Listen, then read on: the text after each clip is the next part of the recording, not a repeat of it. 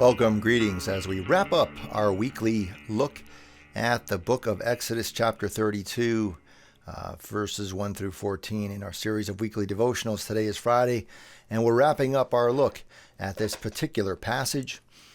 I'm reminded, as I read through this, of my daughter, Julia, who, she'll be embarrassed if I say this, but much into her teenage years, liked to sleep with what she called her blankie. It was a blanket that she was gifted when she was an infant, and the kind of security blanket, a safety blanket, and it made her feel good to sleep with that blanket. And I think even into her teenage years, I mean, she's 19 now, and I don't know, she might still sleep with that blanket.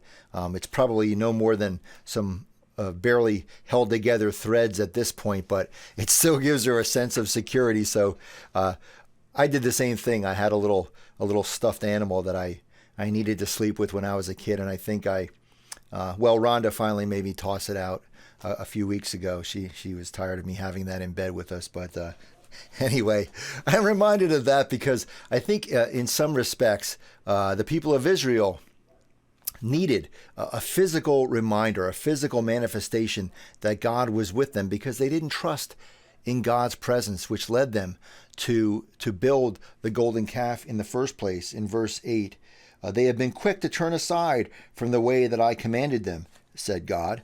They have cast for themselves an image of a calf, and have worshipped it and sacrificed to it, and said, These are your gods, O Israel, who brought you up out of the land of Egypt. The people needed a physical substitute for the presence of God, and certainly this wasn't the first time. I think when we go back to earlier parts of the story, the people of Israel built a tabernacle, the Ark of the Covenant, that they carried with them, and that was a reminder that God's presence was with them as they traveled throughout the desert. Later on in the book of Samuel, the people of Israel will ask God for a king, even though God says to them, well, aren't I enough? But the people want a king, for just like every other nation has, to remind them of God's authority and leadership of them. And, of course, as the story progresses, that doesn't work out so well either. The people need a physical reminder of God's presence. And, I think that is still true today. Sometimes we tend to, instead of trusting in God's invisible and mysterious presence with us, we place more of our faith in, for example, the church building. We end up, worshiping the building. That's church to us. Or we end up worshiping our religious practices and beliefs.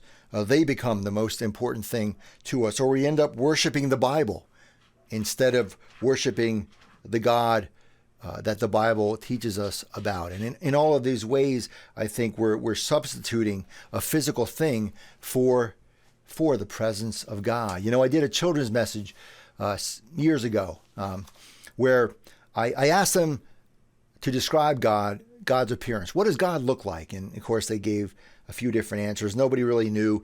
It's a mysterious thing. And then I passed around a box, and I said, well, this is what God looks like. And inside the box was a little handheld mirror.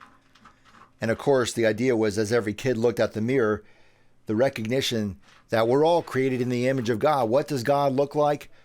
God looks like us, because God resides in each and every one of us. And so I would say, if we need a physical reminder of God's presence among us, we don't necessarily need a church building or to worship the Bible or a golden calf. How do we know God's presence is with us? Look around you. Look at each other. That is enough. Amen.